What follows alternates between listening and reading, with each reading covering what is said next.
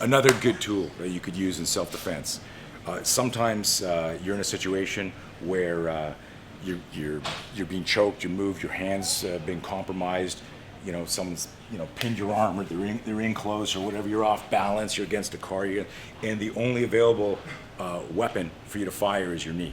Okay. Usually you can get a hand strike in there, but the knee. So a big one is a knee. And as a CrossFitter, you already are predisposed to fire violent, ballistic knees.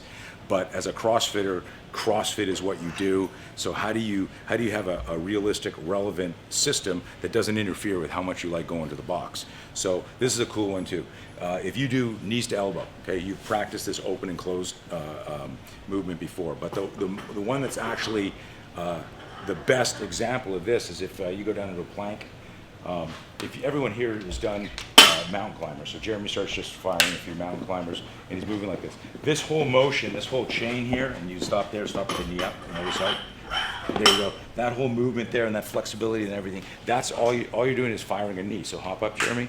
So at this position here, if we're in that fight and he's got his nonviolent posture, if he does, so that was a mountain climber on the ground, right? Plank position, boom, you're firing the mountain climber. If we change the plane, and now can you, as best you can, just bring your knee up to here and back down. So that's all this is. So if I got into a situation where I went to tackle him, right, and he just pushes away the danger, so you get your hands on me, so I'm over here like this. If he fires that knee from here, so all he's trying to do is bring his knee up to his elbow, slowly, what's gonna get caught in the way? So a way to practice that and just to see that relationship. So as an example, I'm talking to the guy, and Jeremy goes to tackle me, and I go, oh shit, and I'm pushing away the danger. Knee to elbow, if I go pop and I just drive that up there, sorry dude, okay, you didn't have the high gear suit on, okay, and I just bring that up there, it's going to catch something on the way. Anywhere I move it, just as long as I'm bringing that really violent and fast, but obviously doing it on a person, that's going to cause some problems in class, might affect your workout after. So what we do is this, you're going to grab a med ball, and you're going to secure it almost like Orlando teaches in grabbing an Atlas stone. Get it against your body and then move it over in position.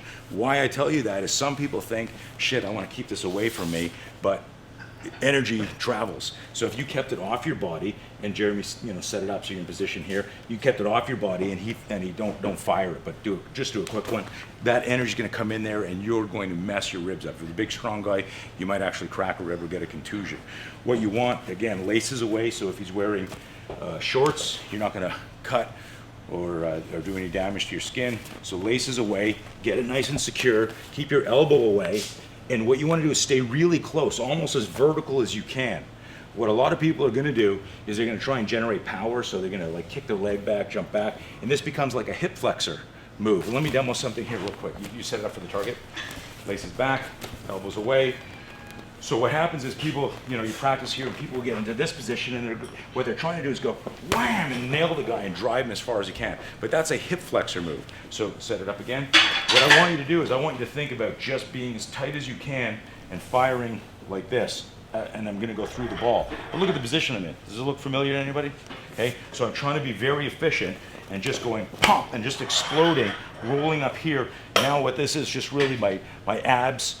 My hip, my quads, rolling my calf, my foot rolling in there and driving it. And I want to be as vertical as I can. I don't want to lean back, and I don't want to lock and load the weapon. You fire from where you are.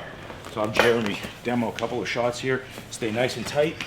And you start off, when you're doing this, do a threshold drill with your partner. And what a threshold principle is real simple. It's just do a fast one, no power. Okay? I said no power. Thanks, man. Okay? So what I'll do is they're fast, no power. And then I go, okay, same speed, add a little power. You see me starting to rock a little bit, same speed, a little bit more power. Okay, I'm starting to move a little bit more. Same speed, explode, roll off. So you're going explode from the foot, get that figure four with that, get that knee up real fast, so a little bit more power. And now I'm starting to move there, I'm starting to feel it, so you can get reps up. The threshold drill is real important, so you don't pick up some monster in class, switch out, and somebody drills you right away and busts your rib. So you start off with speed and gradually add power.